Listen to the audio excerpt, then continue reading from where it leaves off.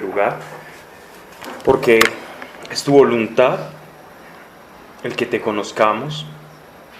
De hecho, te agrada, Señor, que nos acerquemos a ti, porque en ese conocimiento no vamos a tener dudas de que eres bueno, Señor, y de que tu gloria se hace manifiesta en todos aquellos que te aman y te buscan.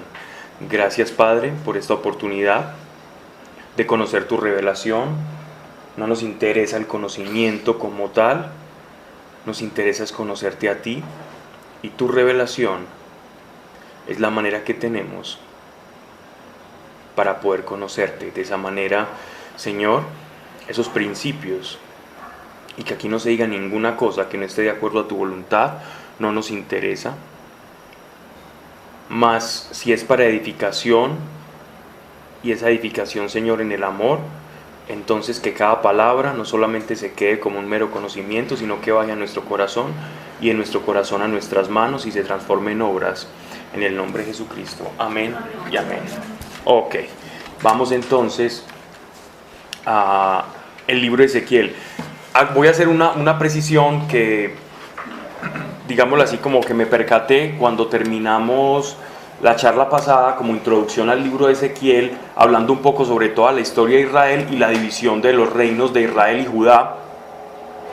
En esa división yo cometí una imprecisión, y es que el rey Saúl es efectivamente de la tribu de Benjamín. Saúl proviene de Benjamín. Los que no provenían, o la descendencia o dinastía que no provenía de la tribu de Benjamín, ¿cierto? Sí, Saúl de Benjamín, eran los de Israel, la descendencia de Israel. Entonces aclaro pues esa imprecisión. Y recordemos que el mismo apóstol Pablo pertenecía a esa tribu de Benjamín, y el nombre de Saulo viene de Saúl, es el mismo nombre de Saúl, Saulo de Tarso. Así que eso debe tener una especie de relación bien interesante ahí, que alguna vez podremos hablar. Una reposición por garantía. ¿Cómo así? Entonces el Saulo que estamos viendo en la clase pasada era Saúl. No, estamos hablando del rey Saúl, pero Saulo de Tarso también es de la tribu de Benjamín. ¿Ok? Bien, sigamos entonces.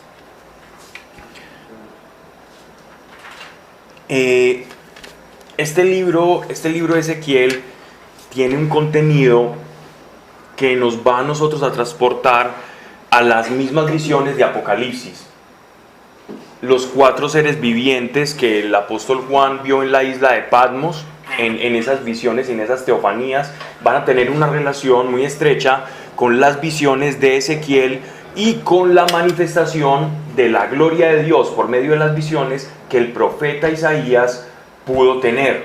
Entonces, tanto el libro de Isaías como Apocalipsis y Ezequiel tienen estrecha relación en un punto fundamental, que es una manera en la cual la gloria de Dios se manifiesta a través de unas experiencias con imágenes que pueden tener los profetas. Tanto Juan, Ezequiel e Isaías tuvieron esa visión de la gloria de Dios y un trono. Y vamos a adentrarnos entonces en el llamamiento de Ezequiel y el punto de partida. Voy a comenzar, pues porque ya la introducción la hicimos la charla pasada.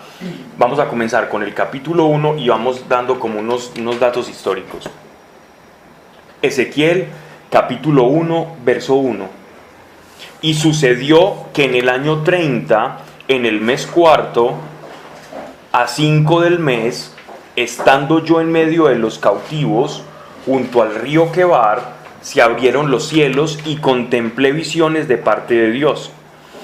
En el 5 del mes, verso 2, en el año quinto de la aportación del rey Joaquín, fue palabra del Señor a Ezequiel, hijo de Busí, sacerdote en tierra de los caldeos, junto al río Quebar, y fue allí sobre él la mano del Señor. Vamos a notar aquí entonces primero 2 cosas. Nos están hablando de dos fechas, en el versículo 1 y en el versículo 2. ¿A qué se refieren estas fechas? No hay una precisión teológica o bíblica de la fecha exacta o cuál es el punto de partida del escritor para darnos como una fecha completamente exacta. porque uno puede decir, bueno, este año 30 es un 30 ¿de qué? Sabemos que Ezequiel, porque nos están hablando del rey Joaquín y del cautiverio de Babilonia, sabemos que fue en plena etapa de la deportación, cuando se entronizó el rey Nabucodonosor como el rey de Babilonia y toma como cautivo al pueblo de Israel. Entonces ya tenemos como por lo menos como base 560, 590 años antes de Cristo. Pero entonces ahí es donde empiezan las discusiones de cuál es esta fecha exacta. Algunos dicen que el año 30 es el año en que tuvo posesión, en que se entronizó el rey Nabucodonosor de Babilonia. Este Nabucodonosor, según cuentan las crónicas, y uno lee por ejemplo a Filón de Alejandría o a los historiadores griegos, ellos hablan de un año 30 en la era según el conteo helénico. Así que casaría muy bien dentro de este contexto histórico. Pero también algunos cuentan que es el año 30 después de que el rey Joaquín queda como, pues es entronizado como rey de Israel antes de la deportación. Y también coincide el número 30. Así que no hay una precisión histórica, pero digámoslo así, como la ortodoxia o la mayor cantidad de personas dentro de la iglesia comulgan en que ese año 30 se refiere a Nabucodonosor cuando es proclamado rey de Babilonia. Ese es como el mayor consenso, pero no hay una certeza absoluta. Igual tampoco es que la necesitemos mucho, porque nos podemos ubicar entre el año, si bien el 593 al 625 antes de Cristo. Así que la imprecisión es de unos pocos años y no interfiere para nada en una cronología bíblica exacta. El mismo caso que vemos, por ejemplo, en el libro del Éxodo, cuando estábamos viendo a qué dinastía de faraones obedecía todo ese periodo mosaico. Si obedecía a Ramsés II o también a Tutmosis. Tutmosis, aquel faraón de Egipto que logró como un consenso con un pueblo que se llamaban los Hicsos. Entonces, en ese orden de ideas, a veces hay fechas dentro de la cronología bíblica que es difícil de precisar o de contrastar con los historiadores tradicionales.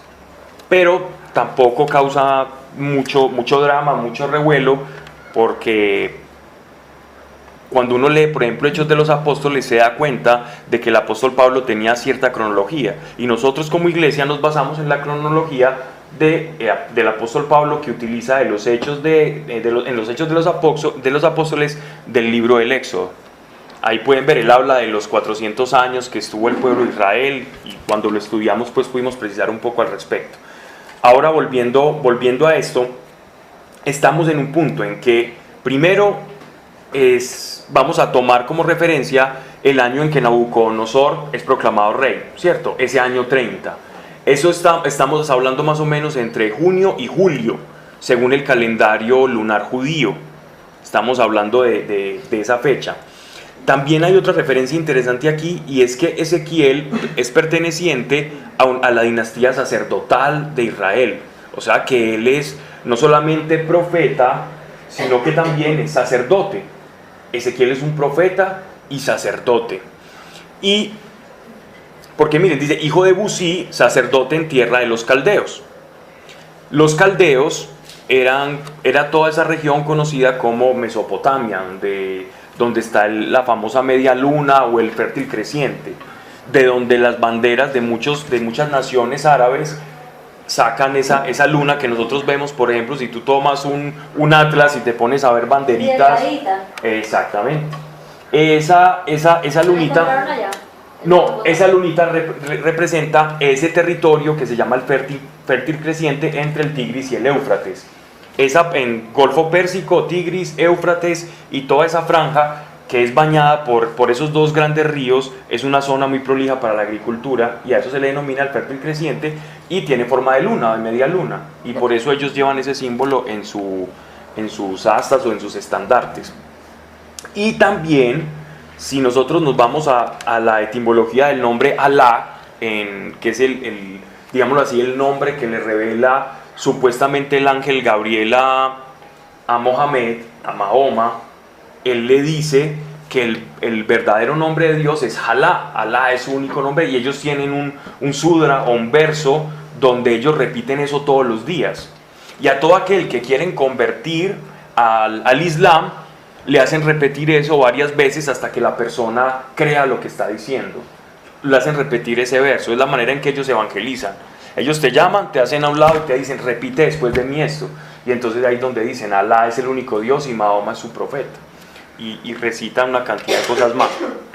Entonces, este nombre Alá, si uno, esto es, digámoslo así, como una ofensa para un musulmán que estudie el Corán o que se involucre fuertemente dentro del Islam, el decirle que Alá era una deidad que ya existía, que era una deidad de todas esas tribus arábigas, que era un dios lunar.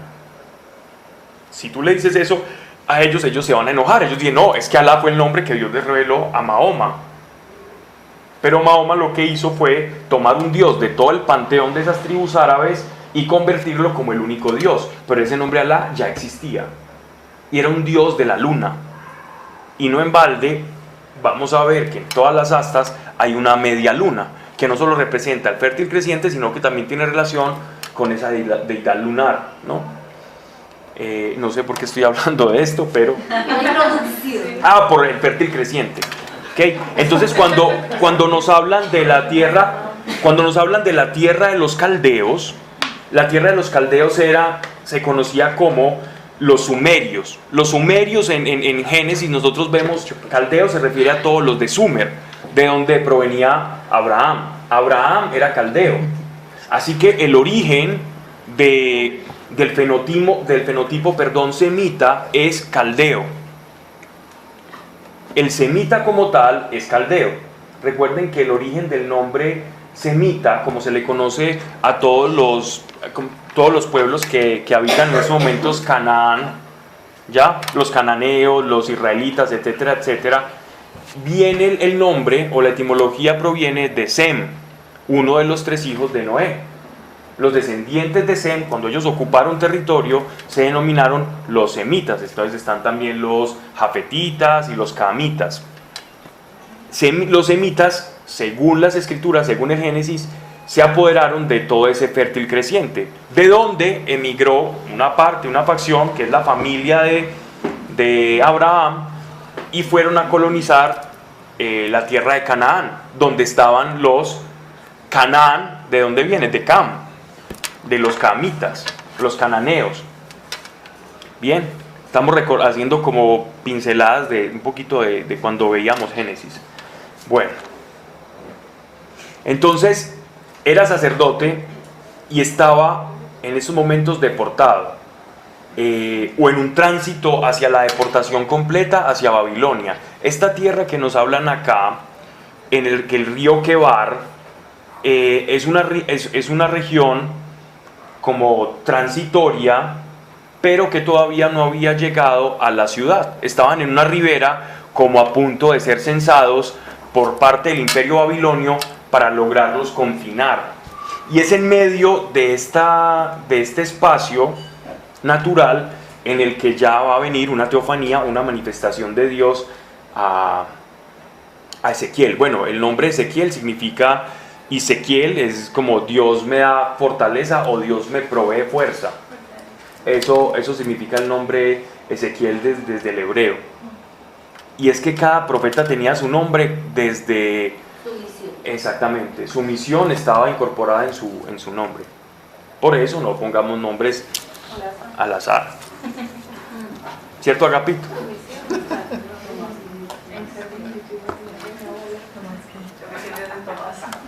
Tomate. Tomás significa el gemelo.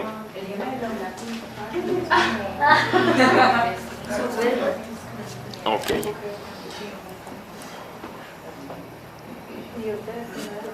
En el año 5 de la deportación del rey Joaquín, es decir, ya nos están dando otro dato importante. En el reinado de Joaquín, ya Ezequiel, según esto podemos hacer unos cálculos. Hay otro cálculo que se hace también y que en muchas introducciones o comentarios de sus Biblias van a poder leer, de acuerdo a qué versión se adscriba el comentarista bíblico. También algunos dicen que se refiere ese año 30 a los 30 años a los 30 años que tenía de vida Ezequiel. ¿Ya? Pero él está en donde en este momento. Está en ese momento en un tránsito en el fértil creciente, rodeado de puras personas de Israel, a punto de ser deportados a la ciudad de Babilonia. De ser deportados, no, de ser llevados cautivos a la ciudad de Babilonia. ¿Cierto? Está en un intermedio del cautiverio. Y sabemos por el libro de Reyes que a ellos fueron reprendidos o fueron capturados en lo que ahora es la capital de Israel, que es Tel Aviv, cerca lugar en Y Tel se Aviv. los llevaban a todos para allá. ¿Quién quedaba en la tierra de ellos? Sí quedaron personas. Cuando uno lee la palabra cautiverio, uno se imagina que toda esa tierra quedó desolada y que acabaron con absolutamente todo. Y si bien acabaron con el templo, en ese momento les cuento, el templo no está destruido. Simplemente se llevaron a sus habitantes, pero el templo todavía sigue en pie. Lo que ocurre es que muchas personas, campesinos y personas que cultivaban la tierra, pasaron a ser tributarios del imperio babilonio. Entonces, exactamente. Pero reyes, sacerdotes, príncipes, personas y castas importantes fueron deportados. De hecho, Daniel el profeta hace parte de esas castas especiales que fueron deportadas desde Babilonia. Y los que conocemos, que ya lo habíamos hablado en el Evangelio de Mateo, los que se conocen dentro del coloquio popular cristiano o el argot como los Reyes Magos, ¿ya? Eran personas que eran israelitas, judíos de tradición, de castas importantes, que permanecieron en Babilonia y ya habían conseguido cierto estatus de reconocimiento y no retornaron en la época de Esdras, Nehemías, hacia Jerusalén, a la reconstrucción del templo. Ellos se quedaron habitando en ese país extraño, pero todavía permanecían fieles al Señor. Y en esa fidelidad al Señor, Dios les permitió ver o conocer dónde estaba el Mesías. Esos son los famosos Reyes Magos, ¿ya? Que no se llaman Melchor, Gaspar y Baltasar. Esos fueron unos nombres que le pusieron para que la gente los pudiese reconocer. Eran tres judíos o israelitas, israelitas no, eran tres judíos. Israelita y judío son cosas diferentes. Recuerden que en la charla pasada lo hablamos. Judío es todo aquel de la tribu de Judá, de la tribu de Benjamín y de la tribu de Leví, que permanecieron en el reino del sur. Israelita se conoce como todo aquel que se constituyó dentro del imperio del norte. Así que el judío no es israelita. En sí, en orden de descendiente de Israel, sí, pero después de la división ya eran algo completamente diferente. Y de hecho, al día de hoy, decirle a un israelita está mal dicho. Está mal dicho. Ellos dicen, nosotros somos Yehudí, nosotros somos judíos. O israelí. Sí, o israelí. Hijo de Israel. Uh-huh. Entonces los reyes Pero magos los- ¿de dónde? Eran judíos. Judíos que vivían en Babilonia. Pero Israel no es como el país y judío es la religión. Sí, pero... Para nosotros, sí. Dentro de la sociopolítica, sí. Pero dentro del contexto, digámoslo así, Ancestral. espiritual, no. Porque Israel, recuerde que eran 12 tribus. Ajá. Una de esas tribus era Judá, que era la más Ya, grande. ya, sí. Entonces ellos dicen, no, nosotros no somos Israel porque ellos se separaron. Israel tenía el centro de adoración en Samaria o Samaria. Y en Samaria ellos adoraban dioses extraños. Nosotros teníamos el templo como judíos, benjaminitas y levitas. Nuestro templo es Jerusalén. Por eso la división y la parábola del buen samaritano. ¿Por qué los judíos y los samaritanos se odiaban? Porque los judíos consideraban a los samaritanos judíos bastardos, casi que los consideraban goim, es decir, gente, los consideraban gentuza. ¿No? No insultó. Sí, sí. Los reyes magos, porque no eran reyes magos. No, lo que pasa es que no, Pablo no está diciendo eso. Los reyes magos, ¿qué quiere decir reyes magos? Lo que pasa es que la palabra mago en en el hebreo o en el griego tradicional es una persona de conocimiento. Entonces, todo aquel que tenía no artes arcanas o mágicas o taumaturgia mágica, sino que era la persona que tenía conocimiento, que por las estaciones, que por las estrellas, que por Sirio, ellos se dejaban llevar como por las estrellas, ellos sabían en qué fases lunares tenían que cultivar. A ellos les llamaban los magos o los sabios. Entonces, una traducción moderna como, creo que una que, ¿me puede mostrar esta Biblia? NBI. La Nueva Versión Internacional, por ejemplo, es otra que es la palabra de Dios para hoy. Hay otro tipo de Biblias que no tienen un lenguaje, un castellano antiguo, que, por ejemplo, no dice Reyes Magos, se dice Sabios de Oriente, para no confundir precisamente magia con eso. Lo que pasa es que se utilizaba ese término mago para una persona que estaba versada en muchos conocimientos, sobre todo de las estrellas, pero ellos lo utilizaban no para leer el zodiaco, sino para saber las fases lunares, para cosechar, cultivar e incluso para la revelación de Dios. También sabían observar los signos que el profeta Daniel les había dejado, que ellos ya tenían una profecía dada por Daniel en el que el lucero de la mañana, que ellos conocen como el lucero de la mañana, iba a anunciarles dónde iban a ser el Redentor. Y por eso ellos siguen a la estrella. Pero era por una revelación del mismo profeta Daniel, que ellos heredaron. Y nosotros tenemos a los Reyes Magos como unos seres muy misteriosos, pero eran judíos babilonios que regresaron y sabían quién era el Mesías. ¿Y entonces cómo se llamaba? No sabemos. Posiblemente tenían nombres babilonios, por ejemplo, Baltasar significa, es un nombre de origen iranio, persa, babilonio, y les ponen Melchior también. Les ponen nombres así como identificándolos a esa región, pero simplemente es para usted identificarlos. Y el uno no era negrito, el uno era más alto, no. Solo sabemos. Y ni eran más grandes que las casitas del pesebre. Ni uno era más pintoso, el otro era calvito y el otro era como con el que llevaba la mirra. Bueno, sí, uno llevaba el incienso, la mirra y el oro, y ya hablamos qué significa eso, sí, completamente. No es que sea verdad, eso lo dice, eso está escrito. Lo que dicen, lo que yo he dicho que no es lo que no está escrito. Entonces uno no puede jugar con lo que no está escrito. Ya. Cuando Benedicto estaba de papa y dijo que el pesebre no había un buey y una burra. ¿Qué problema? No, la gente se indignó y mandaba cartas, pero que cómo iba a acabar con tantos años de tradición, por Dios. Y ese hombre lo único que estaba diciendo, hombre, los pesebres eran lugares acondicionados de las casas en época de la Pascua. Como llegaba tantas personas, es como si yo ahora tengo un garaje, lo acondiciono con una cama, le pongo DirecTV, un televisorcito para hospedar a la gente que venga a la feria de flores. Exactamente, en eso convertían los albergues por época pascual. Eso fue lo que pasó en el pesebre. No era un establo. Exactamente. Pero si era una casa rural, si era una zona rural, porque los pastores van, entonces si era un lugar precario, pero no era que la burra se le estaba comiendo la panita. No, ya, tranquila, le dañó la Navidad. Este año tranquila, madurez. Diseño a pesebre este año. Pesebre este año va con una cuarta de huéspedes.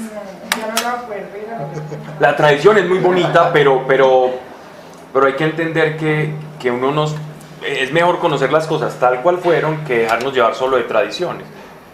O tener la tradición, pero entender de dónde vienen, ¿no? Ok.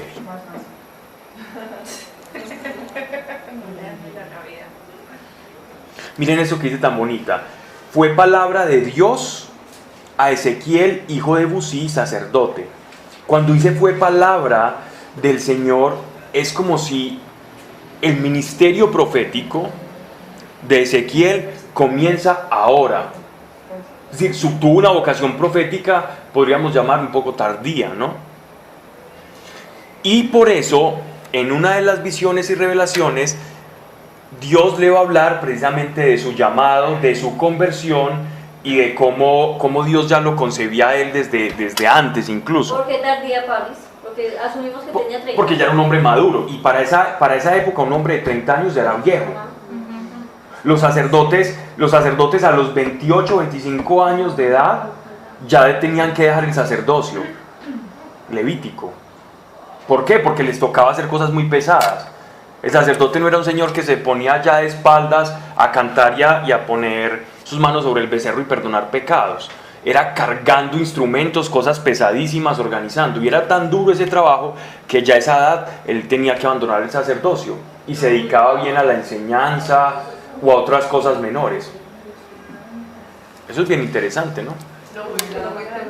Sí, pero es que nosotros ya tenemos una vida más cómoda y debido a eso pues vemos eso muy brusco. Y también la Virgen no era súper jovencita también. Sí, María tenía, se presume que por lo menos unos 12, 13 años. Sí. Ajá. ¿Y Esa era una edad normal en la que a los 12 años en Israel se consideraba a una mujer ya lista para los labores de la casa. Cuando la mujer tenía su primera menstruación, ya era una mujer. ¿Y cuánto vivían? El promedio de vida, no, la expectativa de vida de un israelita, pues o de alguien del Israel, era de 50 años yéndole bien, 60 años, muy bien, sí. No existía la penicilina. El vacuno.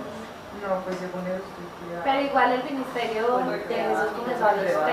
Exactamente, por eso Ya fue estaba rechazado maduro. y por eso fue muchas veces porque estaba rechazado, muy viejo. por muchas cosas. Lo rechazaron porque hacía milagros, porque hacía el bien y por eso Porque también. era viejo. Sí, no, pero para el profeta la edad no tenía problema, y él era, ni los rabinos, ¿cierto? Pero como sabes, él nunca fue considerado sacerdote. Por eso el apóstol Pablo en la carta a los Hebreos hace una defensa, hace una apología del sacerdocio de Cristo y lo compara con el sacerdocio de Melquisedec, del cual no proviene de hombre o de linaje según la sangre, el linaje de David, como sacerdote, sino que el sacerdocio de Dios proviene de Dios. El sacerdocio del proviene de Dios, no de la carne, así como Melquisedec, que Abraham, el padre de los judíos, lo reconoció como sacerdote. Bueno, entonces en este momento empieza, digámoslo así, como ese ministerio profético. Vamos a ver esto, que vamos a entrarnos, aquí necesitamos como abrir un poco los ojos del Espíritu y pedirle a Dios que nos vaya guiando por este pasaje que es bien interesante. Toda esta visión que va a tener Ezequiel es supremamente interesante. Hago un paréntesis. Anteriormente, antes, digámoslo así, como de llegar a Dios, yo había leído la Biblia, sí, pero lo había leído como un buscador, más leyendo cualquier libro, como el Bhagavad Gita o los Vedas, etcétera, etcétera. Y cuando yo leía este pasaje, metido con un poco de mezcla de libros de extraterrestres y cosas de ese estilo, yo leía estos pasajes y la confusión de no tener el Espíritu Santo me veía una película completa de que este tal Ezequiel lo que estaba teniendo era una abducción o algo así, o estaba teniendo un rapto extraterrestre, una cosa de esa magnitud. Dime. Entonces aquí, o sea, tú dices que entonces en ese momento el profeta Ezequiel tenía como 30 años, ¿cierto? Y ahí fue cuando el Espíritu Santo, Sí, como a los 30. más o menos, sí. Bien, entonces dice, por eso muchos dicen que ese año 30 es la edad en que empieza el ministerio profético, ¿cierto? Bueno, entonces, cuando uno lee la Escritura sin el Espíritu Santo, esto es una piedra de tropiezo. Cuando a mí las personas se me acercan y me preguntan, sin ser creyentes, que si leer la Biblia es bueno, yo le digo que sí, leer la Biblia siempre es bueno, pero que sin el Espíritu Santo leer la Biblia puede ser una piedra de tropiezo terrible. ¿Cómo entender los sacrificios de sangre del pueblo de Israel? ¿Cómo entenderlo? ¿Cómo entender un Dios que habla, mía es la justicia, mía es la venganza? ¿Cómo entender el concepto o el contexto de la justicia de Dios y la santidad de Dios sin el Espíritu Santo? Termino yo alejándome y diciendo, no, es que yo me la voy mejor con el Dios del Nuevo Testamento porque el Dios del Antiguo no lo entiendo. Pero con el Espíritu Santo todas las escrituras, como aquellos discípulos de Maús, cobran sentido y cobran vida. Y cada palabra del Antiguo Testamento está prefigurando a Cristo y está anunciando al Mesías. Entonces, sí es bueno leer la Biblia, pero sin el Espíritu Santo es como uno no tener traductor de nada y hacerse una cantidad de imágenes. Y yo caí en ese escollo. Y el libro que critiqué y del cual me burlé, versículo 4. Miré, y he aquí que venía del septentrión un viento impetuoso. Esta palabra ya la habíamos visto. ¿Recuerdan en Hechos de los Apóstoles que estos mismos vientos huracanados que llegaban desde el oriente, que hacían que los barcos se tuvieran que detener por allá en las costas del Mediterráneo porque era súper peligroso navegar? A eso se está refiriendo. Me gustaría ver qué traducen algunas de sus Biblias acá. Venía del norte un viento tempestuoso. Perfecto. Otro. Viento huracanado. Esa traducción no se mete en líos. ¿Esa es Jerusalén? Que una nube rodeada de resplandores. Miré, y aquí venía un viento impetuoso. No dice eso. Venía un viento huracanado. Viento huracanado, Una ok. nube rodeada de resplandores. Hay otra más, porque hay un nombre también. ¿Cuál? No, hay otro sinónimo. Una gran tormenta. Ok, hay otro sinónimo. Lo que pasa es que no recuerdo, por eso estoy preguntando. Ok. Una nube densa, y en torno a la cual resplandecía un remolino de fuego. Entonces está este hombre y comienza a tener, en este momento no nos habla de visión, nos habla de una experiencia literal que él está teniendo. Él está en medio de un grupo de personas, o quizás estaba alejado orando o en función sacerdotal o intercediendo por el pueblo porque él era de casta sacerdotal, y él comienza a tener una especie de intervención de Dios, una intervención de Dios directa, donde él empieza a utilizar una cantidad de figuras ambientales para describir una experiencia completamente ajena a lo natural. Es decir, esto es una experiencia completamente sobrenatural. Jerónimo, uno de los padres de la iglesia, el que tradujo la Biblia del griego al latín, que se conoce como la Vulgata Latina, que es uno de los grandes o primeros grandes teólogos de la cristiandad, hablaba sobre estos pasajes. Y si uno lee, por ejemplo, a San Jerónimo, él habla como de la cantidad de riquezas y tesoros y misterios escondidos en estos pasajes, que podríamos estudiarlos incluso años y años, y habría una cantidad y un contenido de revelación para el hombre sobre la gloria de Dios. Entonces San Jerónimo interpretaba estos pasajes como una manera, digámoslo así, como representativa de lo que es la gloria de Dios, lo más cercano al lenguaje con el que el hombre puede describir lo que es la gloria o el peso de la gloria. Miré, y he aquí que venía del septentrión un viento impetuoso, una nube densa, y en torno a la cual resplandecía un remolino de fuego, que en medio brillaba como un bronce en ignición. Como quemando. Un hombre quemado, un bronce quemado, ¿cierto? Como un bronce Incandescente. La mejor palabra, ignición, yo la retiraría aunque suena bien, la mejor expresión para traducir la palabra que es en hebreo es refulgente. Esa sería la mejor expresión. Era algo incandescente. Yo ahorita decía viento tempestuoso. Sí, huracanado, tempestuoso, etc. Pero hay un nombre. Ese es que tan brillante como de hambre. Sí, entonces vamos. Que en medio brillaba como bronce en ignición. En el centro de ella había semejanza de 4 seres vivientes. Entonces vamos a hacer como el ejercicio. Tenemos un torbellino. Imagínense un torbellino que se pone por encima tuyo, y sientes que te está llevando ese torbellino como si se hubiese abierto un portal literalmente entre el cielo y la tierra.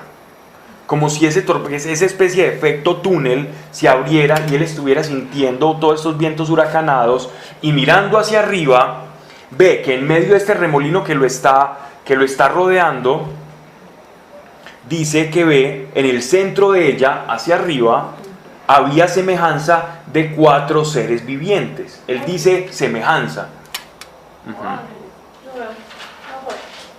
Ya vamos a hablar un poco de estos seres vivientes, que estos seres vivientes también están en el entre el capítulo 5 y 6 de Apocalipsis, de acuerdo a las visiones de Juan. Entonces miren, en el centro de ella había semejanza de 4 seres vivientes, cuyo aspecto era este. Tenían semejanza de hombre. Entonces él comienza a utilizar sus palabras en medio de una especie de visión completamente sobrenatural. Palabras de las cuales el apóstol Pablo se abstuvo, en la primera carta a los Corintios. Pablo seguro tuvo una teofanía de esta magnitud, sin embargo Pablo se abstuvo de nombrarla porque se iba a ver en aprietos, así como los que vemos en los que se va a meter cada vez más el profeta Ezequiel, para describir materialmente realidades celestiales. Tanto vamos a ver los aprietos en los que el profeta se mete para describir con el lenguaje ordinario una visión beatífica y extraordinaria, que incluso en la parte en el que él ve las ruedas que acompañan a los querubes, estas ruedas él dice que son como rueda dentro de la rueda, y es como si a partir de ciertas figuras geométricas con formas circulares se estuviera casi como haciendo una especie de esfera. Cuando uno se comienza a adentrarse y a examinar este pasaje, es como si fueran esferas a partir de circunferencias, y él lo describe muy bien, pero igual se mete en aprietos para hacerlo, ¿no? Dice: en el centro de ella había semejanza de 4 seres vivientes cuyo aspecto era este. Ya nos va a describir estos seres humanoides, ¿no? Estos seres como antropomorfos. Tenían semejanza de hombre, pero cada uno tenía 4 aspectos y cada uno 4 alas. Es decir, tenemos una figura humanoide en sus rasgos. ¿Cómo definir que algo es humanoide o apariencia de hombre? Cabeza, torso, manos y pies. Eso ya describe una figura humanoide, el famoso muñequito de palo. ¿Okay? ¿Cómo es que le llaman en los diseñadores? El figurín. Eso. Aunque nosotros teníamos un amigo en el colegio que también le decíamos figurín. Por debajo de las alas. No, perdón. Aspecto y cada uno 4 alas. Hay una manera de entender aquí algo bien simpático, y es que de acuerdo al número de alas en la cultura rabínica, y cuando uno lee, por ejemplo, comentarios talmúdicos a los judíos comentando las escrituras, ellos hablan la diferencia entre en el mundo seráfico versus del mundo de los querubines, y es que unos tienen 6 alas, ¿cierto?, los serafines, mientras que los querubines tienen 4 alas. Sus pies eran rectos, y la planta de sus pies era como la planta del toro, es decir, tenían pezuñitas. Él los veía como con forma de pezuña, de becerro, de cordero, ¿cierto? De toro o cordero, ambos tienen la misma pezuña hendida, ¿cierto? Hendida, muy bíblico. Sí. Y suena extraño, ¿no? Como ese ser antropomorfo. Porque él era un ángel también. Al demonio, sí, claro. No lo había nunca pensado de esa manera. Que se apareció en Mangos una vez. Ay, verdad, yo no me acordaba de eso. Y que se murieron un montón. ¿Cómo? Yo no me acordaba de eso, Sari. No, los dos son buenos, pero en jerarquía son diferentes. ¿Cuál es más? Y la pelada se El serafín. Bien, dice, sus pies eran rectos, pero en el reino de los cielos todo es diferente. Es el mundo al revés. Usted quiere ser el más grande, sirva a todos. Y punto. Así que, ahí está. Sus pies eran rectos y la planta de sus pies era como la planta del toro. Brillaban como bronce en ignición. o como ámbar refulgente, ¿cierto? Son cosas sinónimas, ¿no? Por debajo de las alas, a los 4 lados, salían brazos de hombre. Todos 4 tenían el mismo semblante y las mismas alas. Eran seres homogéneos en su apariencia, que se tocaban las del uno con las del otro. Si nosotros hacemos digamos así, un paralelo un dibujo, un diagrama de lo que él está viendo, estamos viendo 4 seres humanoides que con sus alas están haciendo una especie de cuadrado, ¿cierto? De cuadro, en medio de un torbellino de fuego. Estos seres son completamente brillantes, alados. Ya vamos a ver cómo tienen dispuestas las alas. Por debajo de las alas, a los 4 lados salían brazos de hombre. Todos 4 tenían el mismo semblante y las mismas alas, que se tocaban las del uno con las del otro. Entonces, si juntas estos 4 seres vivientes con las alas, hace un cuadro. Y estaban así derechos. Ajá.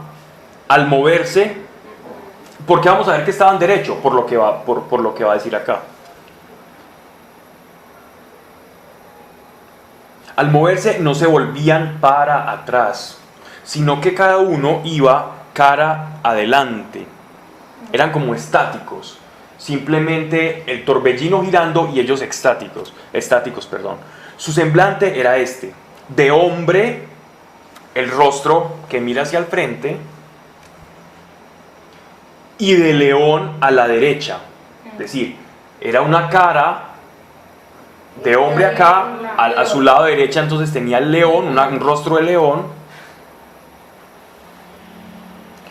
de toro a la izquierda y de águila los 4. O sea, si ya tiene esta a la izquierda y esta a la diestra, entonces la del águila tiene que estar en la parte anterior, o sea, detrás. Y adelante la cara del hombre. Y adelante la cara humana. ¿Y qué es el toro, Pablo? Esos Bueno. no son los 4 evangelios, ¿no? A eso iba. Ya se adelantando. Sí, pero hay algunos teólogos, incluso uno de los padres de la iglesia, que a mí me gusta mucho, que se llama San Ireneo de León, él hablaba o hacía una especie de comparación entre los 4 evangelistas que manifiestan o representan una parte de Jesucristo. Jesús como rey, por ejemplo, Jesús como hombre en el Evangelio de Juan, o Lucas, por ejemplo, o el águila, o el toro en Mateo, o esas representaciones que se hacen de los 4 seres, los 2 Irenes están en una carta que escribió, un comentario de Ireneo de León, pero eso es simplemente lucubración, no es que literalmente sea así, es una manera de él enseñar. Pero decir que literalmente está representando a los 4 evangelistas es ir muy lejos, ¿no? En las analogías. Agustín, por ejemplo, Agustín de Hipona, San Agustín, hacía mucho eso. Tomaba muchas alegorizaba demasiado la escritura. Y es muy bonito para efectos pedagógicos, pero no para decir, la Biblia quiere decir exactamente esto, ¿cierto? Él simplemente estaba viendo unos seres. Que pueda ser útil una pedagogía de los seres vivientes, con esto está bien. Incluso los evangelistas se relacionan más con los 4 seres vivientes de Juan, que vio Juan en Apocalipsis. Lo relacionan más con ellos, pero ellos también están relacionados con esto. ¿No ven estas mismas figuras, toro y Sí, las mismas figuras que vio Juan. Solo que con unas posturas diferentes, y los seres vivientes que vio Juan hablaban y decían: Santo, Santo, Santo. Bien. Qué loco, ¿no?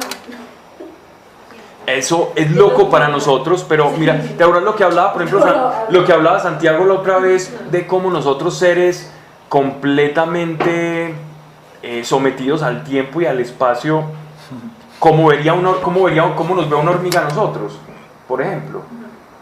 Él ve un montículo, ve algo indefinido, y ven así, como en 2 dimensiones. Es una manera en que este hombre, Ezequiel, este gran profeta, está teniendo una revelación de Dios, y la manera de traducirla nos llega a nosotros como: ¿qué es esto tan loco? Pero que cuando estemos en ese estado, en el espíritu, esa comprensión ya no va a ser loco. Loco va a ser lo que no podíamos ver antes. Dicen que inclusive Dios puede que sea un ser así. Lo que pasa es que pues de pronto nosotros acá lo dicen como más, como que es más así como nosotros, pero igual puede que sean pero así. Inclusive dicen que no tiene sexo. Sí, claro, se basa en que Dios nos hizo a su imagen y semejanza, entonces tiene sentido el interpretar a Dios como el anciano de días, ¿cierto? Pero dice, a Dios nadie lo ha visto, ¿cierto? Y por otra parte, Dios es espíritu. El género, ¿por qué existe femenino y masculino? Existe por la reproducción, en virtud de la reproducción. Dios crea, Dios no se reproduce. Y por eso también la palabra dice que Él nos ama como una madre, porque Él es amor en esencia del espíritu. No. Sí, como una madre, como un padre, como todo. Sí. Sus pies eran, al moverse no se volvían para atrás, sino que cada uno iba cara adelante. Su semblante era de hombre y de león a la derecha, de los 4, de toro a la izquierda y los 4 de águila a los... Pablo, pero perdón, no entendí. Esos, pues, el león, el águila, el buey, ¿tienen significado? Seguramente sí. Pero no lo sabemos. Vamos a seguir leyendo Ezequiel. No es que no te quiera responder. Vamos a seguir leyendo y vamos a ver qué revelación va teniendo Ezequiel y cómo sigue desarrollándose esta visión. Porque muchos han escrito al respecto, incluso para eso vimos el ejemplo de Sarita, el que son los 4 evangelistas, el que Dios todo lo ve, la fuerza, la realeza y la humanidad del Padre, ¿cierto? Y la multiforme manifestación de Dios en la creación, que no tiene forma. Hay otros incluso más atrevidos que hablan porque gran parte de la misión de Ezequiel va a ser en contra de la idolatría, como de una reprensión contra la idolatría, pero eso es ir demasiado lejos, ¿cierto? De una interpretación demasiado lejos, ¿no? Pablo, pues el hecho de que sea así como miedoso quiere decir que sea malo. Cada que nos hablan de algo como feo, de pronto miedoso necesariamente es algo malo o es maligno. ¿Te parece eso feo y miedoso? Esa es la pregunta. No sé cómo fue a un hombre con 3 cabezas diferentes. Raro. Mira, yo creo que en ese estado, Ezequiel no estaba en un estado normal. Él está en un estado exaltado del espíritu. Cuando me refiero a exaltado, no me refiero como un tipo con ataque de pánico o digámoslo así, con un estado alterado de conciencia. No, me estoy refiriendo a un hombre en facultades espirituales diferentes, porque la gloria de Dios se estaba manifestando. Y nosotros estamos acostumbrados a sentirnos seguros con todo lo que conocemos. De hecho, el miedo, una gran parte del móvil para el miedo es lo desconocido, ¿cierto? Entonces, quizás me da miedo por lo desconocido, pero cuando uno camina con Dios, todo lo tiene por conocer, porque si Él es infinito, imagínate. Y sus criaturas, que no habrá, que no hemos visto acá.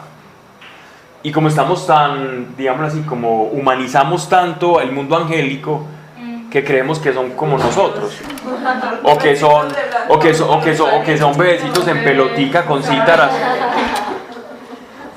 y con esa imagen estamos más cómodos, ¿cierto? Y que sí es algo mucho más grande y más espectacular.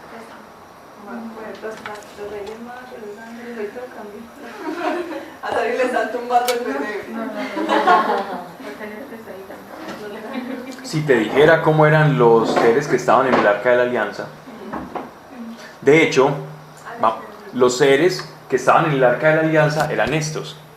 En el propiciatorio, ¿recuerdan? Los querubines. Eran estos seres. ¿Saben de dónde proviene la palabra querubín? Eso lo habíamos dicho acá. La palabra querubín es de origen sumerio y es querub.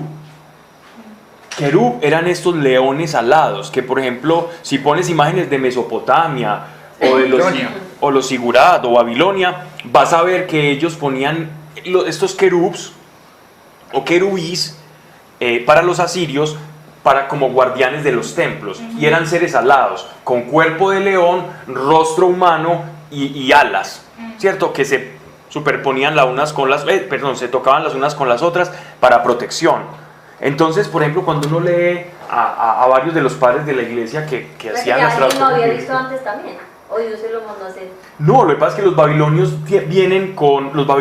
o toda esa zona tuvo mucho encuentro con todos los postdiluvianos. Y los postdiluvianos tenían un contacto con Dios y con ese tipo de seres y criaturas después de la caída y del diluvio. Y una cosa, ellos fueron deformando esa revelación, mientras que en Sem esa revelación se empezó a conservar más pura. Por eso es que si tú vas a los textos babilonios o transbabilónicos, mejor, a los textos sumerios, para ser más exacto, vas a encontrar que también hay un mito de la creación y un mito del diluvio para ellos. Pues mito para la arqueología. Ellos tienen también la misma narración de Noé, solo que a Noé le tienen otro nombre. Pero es exactamente la misma narración, solo que cambian los personajes y algunos detallitos. Pero entonces si uno hace un paralelo entre en la mitología mesopotamia y lo que revela la Biblia, algunos dicen, es que la Biblia le copió a los sumerios.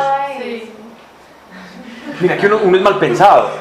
Uno siempre piensa, es igual, copió. ¿Por qué no copiaron la Biblia? Ni siquiera. Ellos vivieron eso, pero sin la revelación. Entonces ellos simplemente, como tradición oral, ellos lo narran como una historia, como lo vivieron, pero en teléfono roto.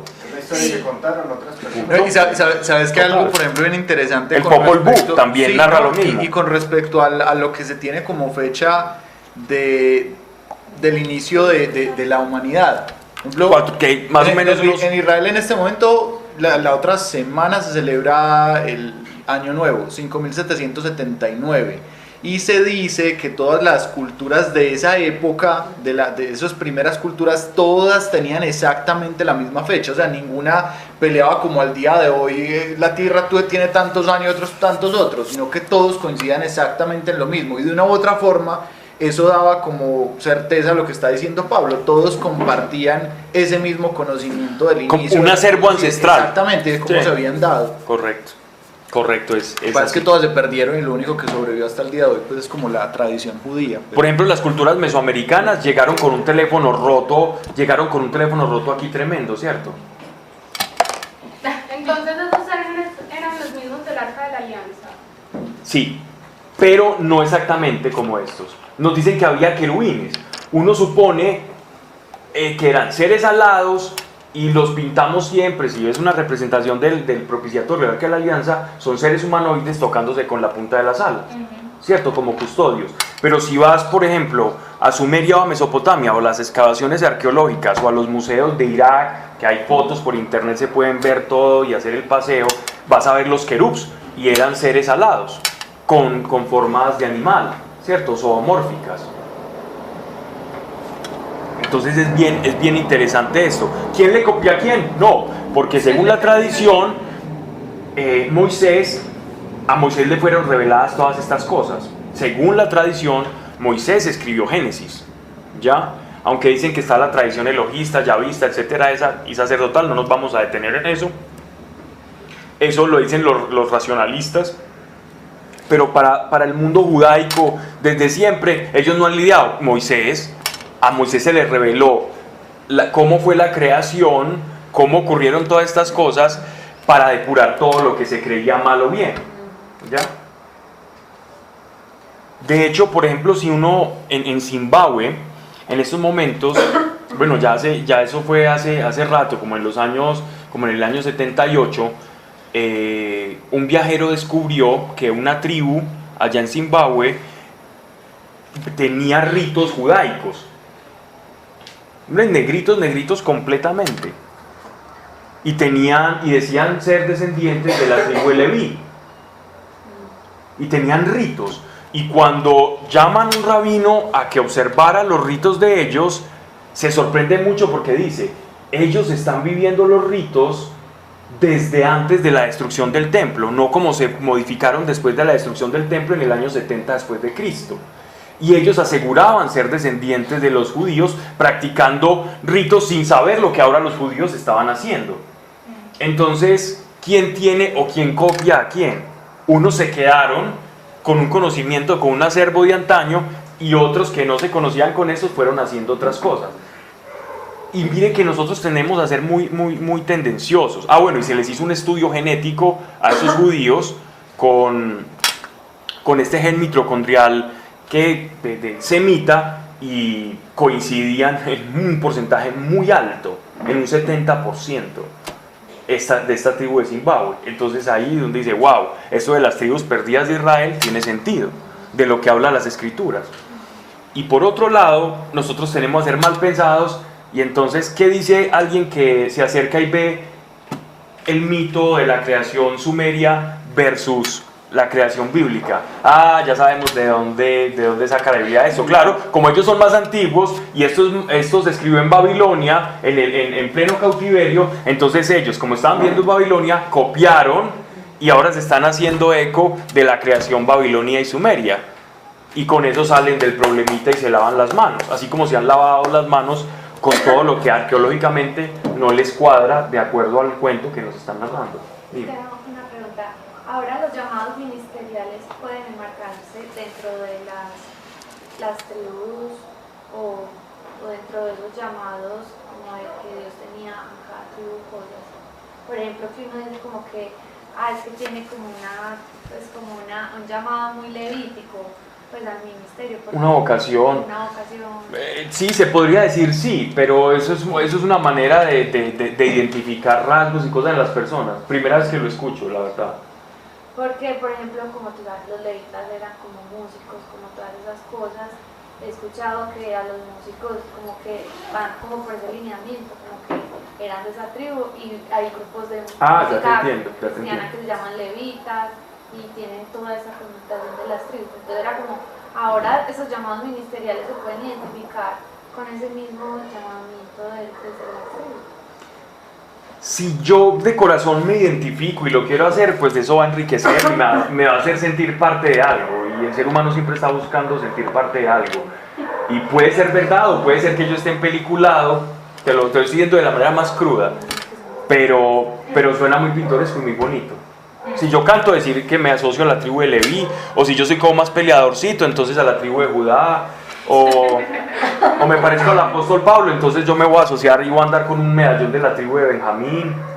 O si a mí me gusta entonces hacer esto, bueno, ya, o el león, porque yo me asocio a Judá, entonces voy a vestirme de león, o me voy a poner apellido león, etc.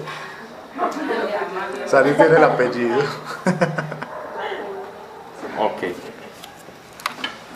Pero es muy bonito, eso me parece que es como más como algo bonito. Dice, a menos que como parte de las tribus perdidas de Israel, muchos encuentren también algo o hagan sintonía con su misma genética espiritual. Eso ya es otro cuento aparte.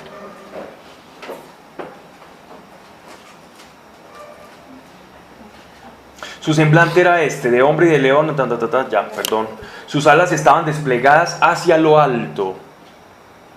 Dos se tocaban, las del uno con las del otro. Es decir, tenían dos alas para hacer el cuadro y otras dos hacia el cielo. Y dos de cada uno cubrían su cuerpo. Todos marchaban de frente, a donde les impelía o a donde les movía el espíritu, sin volverse para atrás. Era como si se moviesen así.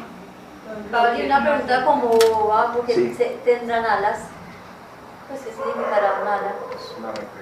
Que vuelan de aquí para allá, están en todas partes. Para ellos las alas hay muchos sinónimos que utilizan, incluso es la libertad, ¿cierto? El cielo también, las alas simbolizan el cielo, el que puede desprenderse de la tierra y ascender, ser celestial, claro, del cielo. Pero en verdad pueden tener unas alas, o lo que ellos veían como alas, Puede ser otra cosa. pueden ser alas, verse como alas y tener mil funciones más. No puede ser también pues como que es la forma en la que Ezequiel puede verlo, ¿cierto? Claro. O sea, ellos realmente no tienen como forma, pero ellos asumen una forma que él puede entender. Puede ser ala y no era una ala. O es más, una forma en que incluso ni siquiera entiende, pero que lo que medio entiende es nos como dice una ala. lo que dice al principio. cuando uno ve algo tan fantástico, uno lo describe con sus palabras. Exactamente. Como esa prueba psicológica que son manchas negras y te dicen que ves algo así. Sí. Ah, no, pero eso ya me fue. Porque entonces cada quien va a estar hablando lo que cree que vio y no la realidad, pues, no la realidad. Ok. Es que ni Como ojo la vio, realidad. ni oído. Porque es muy ni difícil oído. describirlo porque no hay nuestra dimensión. Ajá. Si tú me preguntas a mí, supongamos que yo voy con Juanita a una reunión familiar, ¿cierto? Yo voy con Juanita y vamos a una reunión familiar, yo me siento, estamos con las mismas personas, la misma comida y todo esto, y yo también. Y llega alguien y llama a Juanita y le pregunta, oye, ¿qué viste? ¿Qué sentiste de tal persona?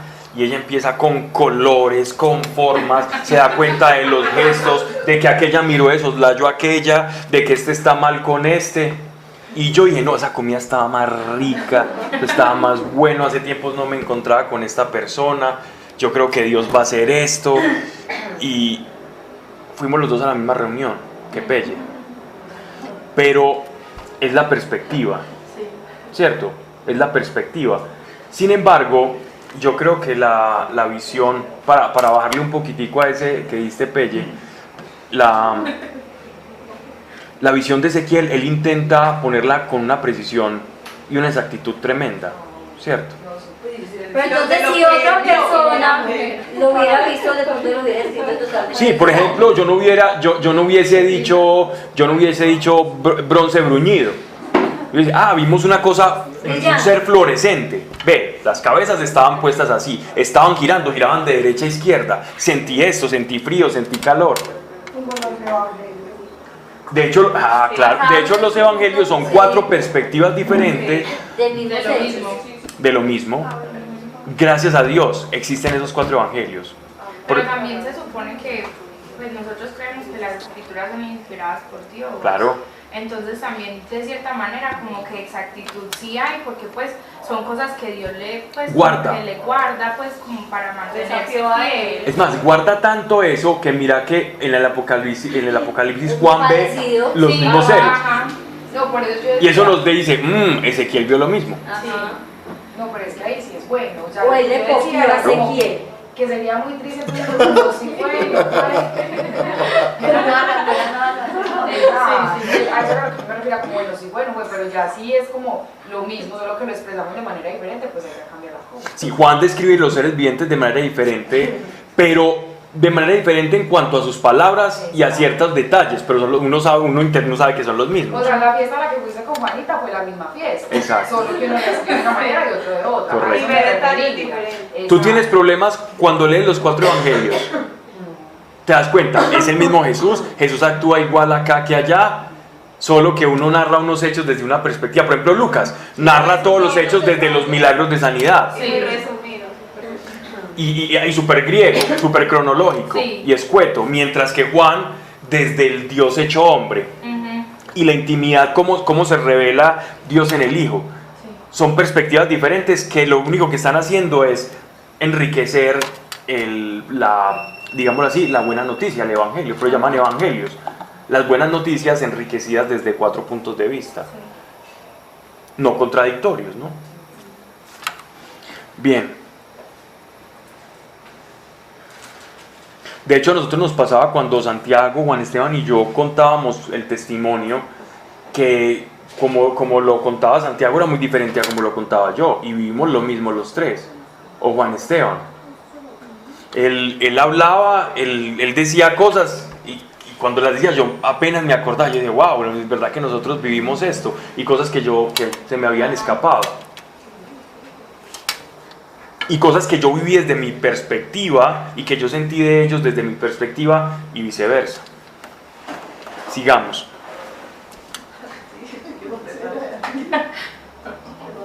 10, ¿cierto? Su semblante era este. No, ya, esto no es el mismo. La sala. Había entre los vivientes fuego como de brasas encendidas como antorchas que discurrían por entre ellos, centellaban y salían rayos. Estamos hablando, aquí lo que él está expresando es como que este este torbellino fuera de manera ascendente y él empezara como a ascender en medio del torbellino y cada vez su perspectiva fuera subiendo. Y él empieza a ver a estos seres, 4 seres, desde una perspectiva más alta. Y cuando los ve alto y puede entrar más al detalle, ve que todo lo que los está rodeando son como truenos y centellas, son cosas de vivos colores, como una manera de expresar la gloria de Dios con palabras y cosas que él está viendo pero no puede comprender.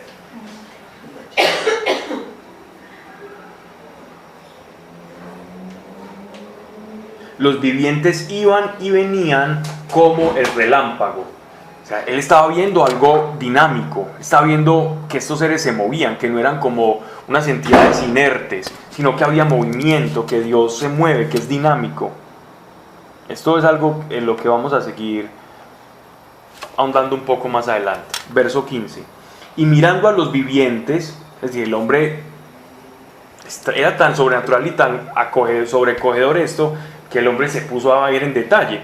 Y esto también nos da una posición de que es un hombre muy descriptivo. Y mirando a los vivientes descubrí junto a cada uno de ellos una rueda que tocaba la tierra. Las ruedas parecían de turquesa. ¿Sabe de qué color eran las ruedas? Color del mar. Color del topacio. Bien.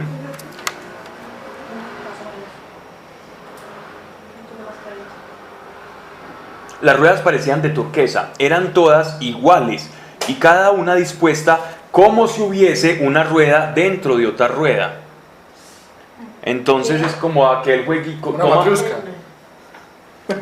No, sería más bien como Que tocaban la un tierra. llavero haciendo como así.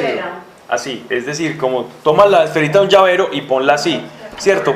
Pero metiendo varias de tal forma que casi parezca toda una esfera. Como una esferita de... Exactamente.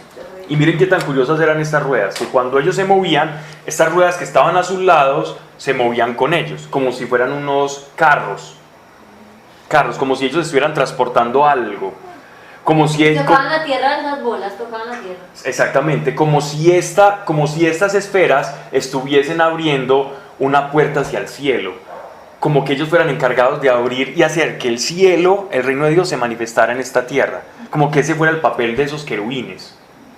Eso es más o menos lo que uno deja entrever, así como aquella escalera de Jacob, ¿recuerdan?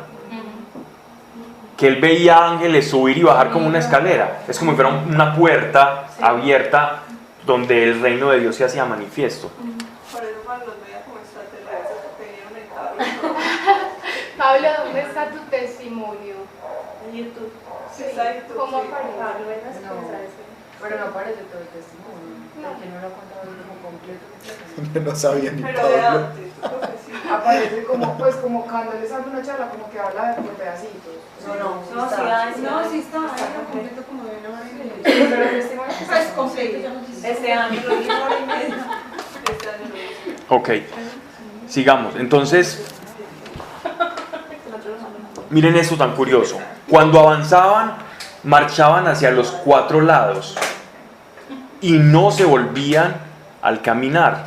Siempre iban así como... En bloque. Ujú. Como en línea directa. Es como si estuviesen abriendo algo, como que su propósito era efectuar algo en la tierra, estaban haciendo algo, abriendo un puente para que Ezequiel viese lo que iba a ver más arriba de esos querubines. Eran ángeles que la forma extraña para nosotros, sí, en el cielo quizás lo extraño seamos nosotros, y cuando ellos empiezan a cumplir su cometido haciendo esos giros y estas esferas, algo se va a manifestar en la tierra para Ezequiel y ya lo vamos a ver. Dice, cuando avanzaban marchaban hacia los 4 lados y no se volvían a caminar. Perdonen que como yo miro para otro lado, entonces vuelvo y retomo, repito muchas veces. Verso 18, mirando vi que sus llantas estaban todo alrededor llenas de ojos. La palabra llantas aquí está mal, digámoslo así, no va al caso. Los aros o las ruedas, ¿cierto? 4 ruedas. Vi que sus llantas o sus ruedas estaban todo alrededor llenas de ojos. él le llamaba ojos a eso. Él dice, esto me pareció un ojo, yo vi un que tenía ojos. Unos huequitos. Pues fue que vean, ¿no? Era algo muy parecido a ojos. Él dice, vio ojos, es lo que él pone. Al ir los vivientes, giraban junto a ellos las ruedas, y al levantarse los vivientes sobre la tierra, se levantaban las ruedas. Hacia donde los impelía el espíritu a marchar, marchaban. Y era como si estas ruedas hicieran parte o fueran movidas por los mismos seres vivientes. Les obedecían y estaban coordinadas con ellos, efectuando algún movimiento o haciendo algo. Hacia donde les impelía el espíritu a marchar, marchaban, y las ruedas se alzaban a la vez con ellos, porque tenían las ruedas espíritu de vida. Eran otros seres.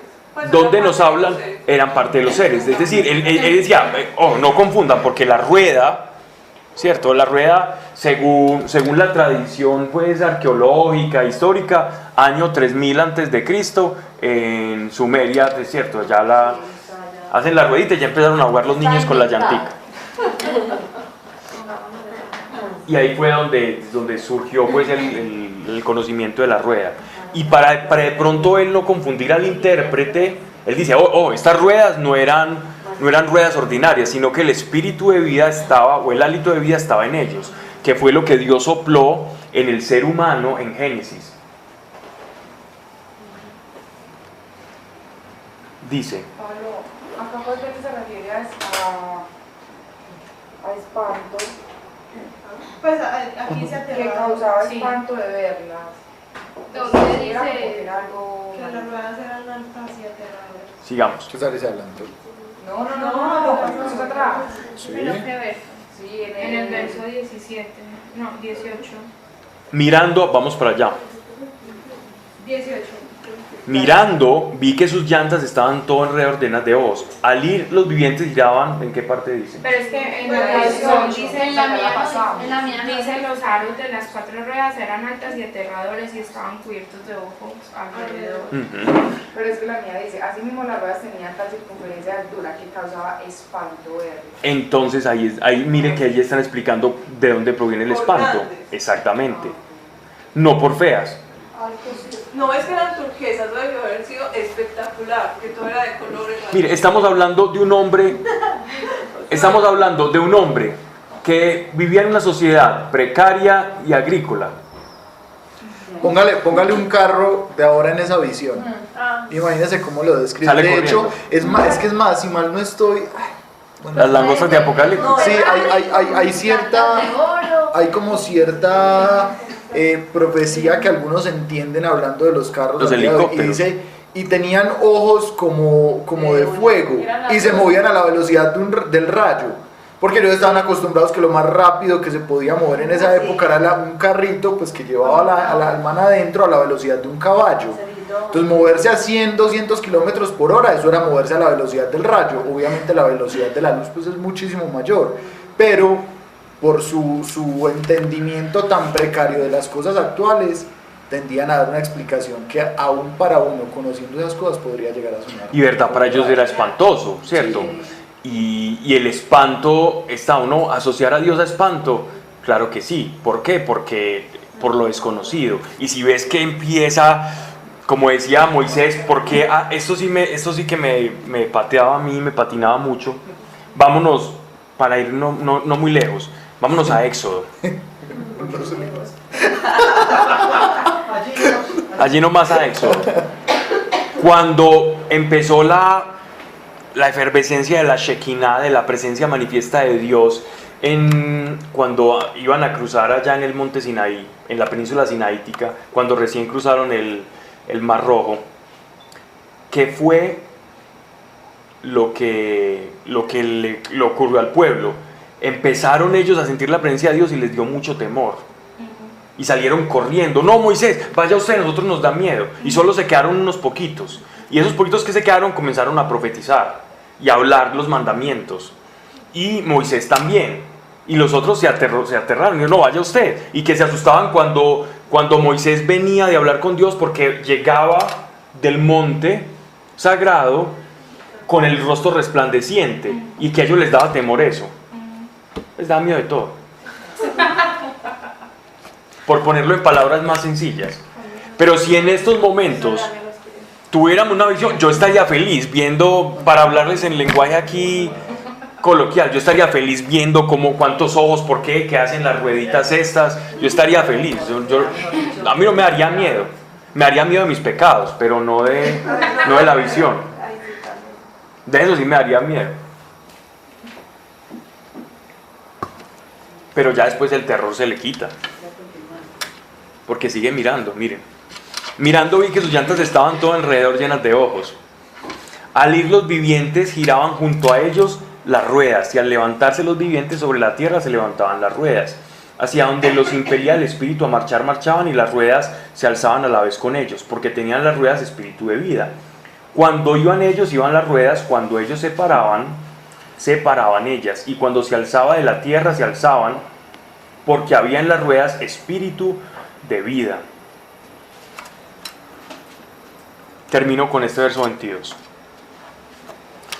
Sobre las cabezas de los vivientes había una semejanza de firmamento. Entonces ya él está ascendiendo. Miren que él está viendo ya las ruedas se quedaron en la tierra, pero las ruedas van a la par, haciendo un movimiento simétrico con el movimiento de los seres vivientes en medio de ese torbellino. Él sigue ascendiendo en el torbellino, y sobre las cabezas de estos 4 seres, cuando él dice que había un firmamento, es como si hubiese una placa, como si hubiese una especie de techo, de techumbre sobre él, de color cristalino, que él ya nos va a definir. Sobre la cabeza de los seres vivientes había una semejanza de firmamento. Cuando él dice semejanza de firmamento, es algo que se ve cristalino, de colores, que está sobre ellos, como de portentoso cristal. Ya no son cosas feas, mira. Tendido por encima de sus cabezas, como una plataforma. Y por debajo del firmamento estaban extendidas sus alas, que se tocaban 2 a 2, la una con la del otro, mientras que las otras 2 de cada uno cubrían su cuerpo. ¿Y qué significa el 2? Nada. Puede significar muchas cosas, pero sería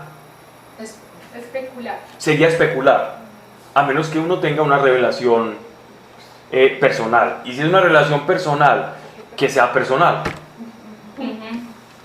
Por debajo del firmamento estaban extendidas sus alas, que a menos que Dios diga esto, pues, y tiene que ser acorde a todo el consejo bíblico, porque de lo contrario estaríamos, el Espíritu Santo contradiciéndose, es imposible.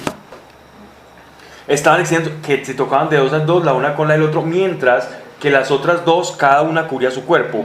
Oía el ruido de las alas como ruido de río caudaloso, como de voz del Omnipotente.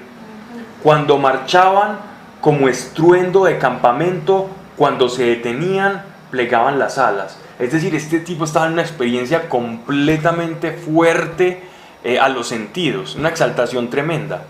Y una voz, él estaba todavía por debajo de esa plataforma a la que le llama firmamento, y dice, verso 25, y una voz hendió el firmamento que estaba sobre sus cabezas. La sola palabra de aquel que estaba por encima de esos querubines hizo que ese firmamento hiciera como una especie de concavidad del mismo efecto de la palabra que estaba saliendo de aquel ser que estaba por encima de esa plataforma.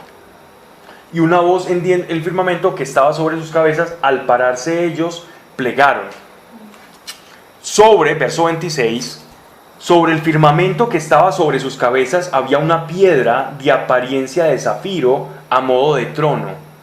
Así es como si fuera una manera en la que este trono de Dios se estuviese desplazando de alguna forma, o se estuviese haciendo visible en un sector del tiempo y del espacio donde estaba el profeta Ezequiel. Era una manifestación, una teofanía de Dios, eso es una teofanía, una manifestación de Dios para el profeta, del trono de Dios. Y miren todo lo que pasaba antes para que él siquiera pudiese ver el trono, solo el trono. Pero vio el trono. Sí, y dice, había una piedra de apariencia de zafiro a modo de trono, y sobre la semejanza del trono, en lo alto, una figura semejante a un hombre que se erguía sobre él. Y lo que de él aparecía de cintura arriba era como el fulgor de un metal resplandeciente, y de cintura abajo como el resplandor del fuego, y todo en derredor suyo resplandecía. El esplendor que lo rodeaba todo en el entorno era como el arco iris que aparece en las nubes en día de lluvia. Es decir, todo lo que rodeaba el trono ya era una cosa preciosa, y todo lo que rodeaba el trono, toda la atmósfera que lo rodeaba era multicolor, era de todos los colores.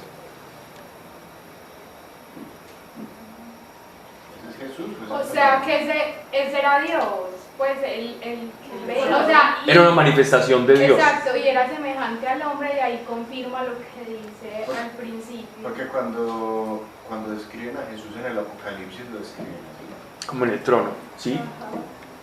Pero ¿quién me ha visto a mí? ¿A quién ha visto? O sea que no tiene cabeza de león. Ya te tranquilizaste porque el que estaba en el trono no tenía forma animal. Okay. Pablo, yo tengo una pregunta que se sale un poquito, pues, pero no sé, o sea, ¿será que cuando Jesús resucitó vino de una forma así que no lo reconocieron al principio? O sea, a mí me impacta más de que no lo hayan reconocido, que María no lo haya reconocido, que los apóstoles no lo hayan reconocido. Yo digo, ¿por qué no lo reconocieron cuando lo vieron? Él dice, ¿cómo así? Que me vean que soy yo. Por dos cosas. Y la más triste es, la primera, la incredulidad. Sí. Eso es como cuando tú crees que una persona se fue de viaje, pero mentiras, nunca se fue de viaje, y a los 2 años te la encuentras. Ah, pero vos no estabas allá. Y Como el choque. Más bien digamos que sería como una especie de velo que se puso sobre ellos a causa de la falta de fe. Exactamente.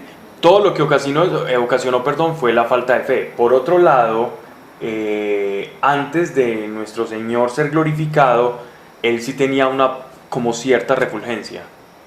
Por eso Él dice, no me toquen todavía, porque Él tenía que cumplir una misión de descender primero al Hades y después subir, pero de eso hablaremos ya hablamos en Pedro, ¿cierto? Es que Brillo. Brillo. Y por resplandece. Pues pero se supone que cuando él resucitó él tenía como un cuerpo glorioso, ya Sí, no era un completamente. cuerpo humano, entonces es diferente. Pero sí, no, porque fíjate que se da cuando en su ascensión se da una transfiguración adicional. Sí, adicional, Exacto, pero ya pero había como que algo diferente, pues no era lo mismo que ellos vieron todos los días. Él cuando le dicen los dedos en la llaga y esto, ellos dicen, sí, es el maestro, es Jesús, o incluso era como que él tenía que formar su apariencia tal cual ellos la vieron, porque miren que cuando él los vuelve a llamar, cuando está finalizando el Evangelio de Juan, que ellos estaban en la barca y dicen, ay, ¿qué es eso? ¿Un fantasma? No, es el maestro, que él los llama y come pez con ellos. Y él se le apareció a 500 y después a 120. Exactamente. Y tenía que ser igual.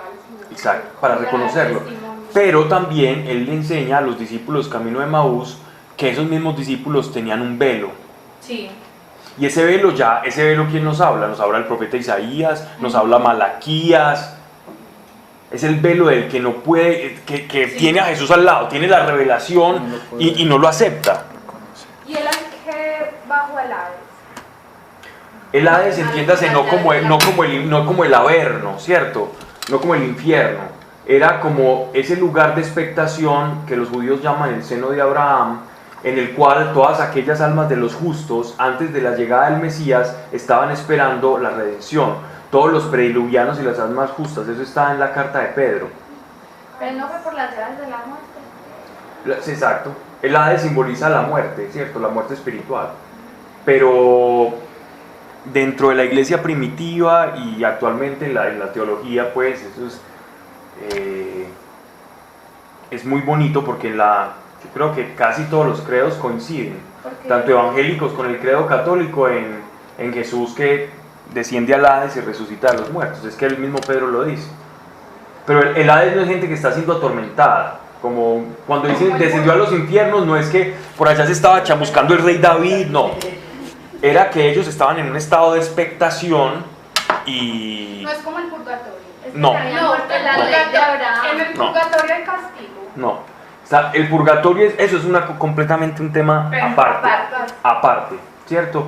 El purgatorio no tiene parangón bíblico, es decir, el purgatorio nace por efecto de la tradición, no nace de las escrituras bíblicas, sino de la tradición de algunas encíclicas y algunos, digámoslo así, conceptos que van evolucionando dentro de la misma catequesis de la iglesia, ¿cierto? De la iglesia católica. Ahí es donde surge la idea del estado purgativo.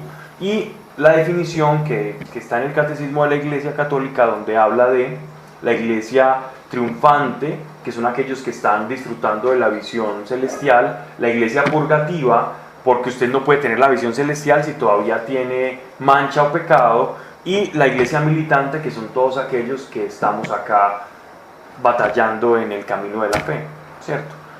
También hablaremos del purgatorio en otra ocasión, lo que pasa es que hoy no se presta para eso, porque me tocaría tocar muchos temas y nos perdemos El mucho. pueblo glorioso literal es que no tenía que comer, no tenía que entrar al baño, Absolutamente nada, pero podía hacerlo, podía comer porque comió pescado. pero entonces no tenía que hacerlo. No tenía que hacerlo, pero podía. Pero inclusive, No tenía que hacerlo. cuando Eso es lo que más te preocupa, Sari.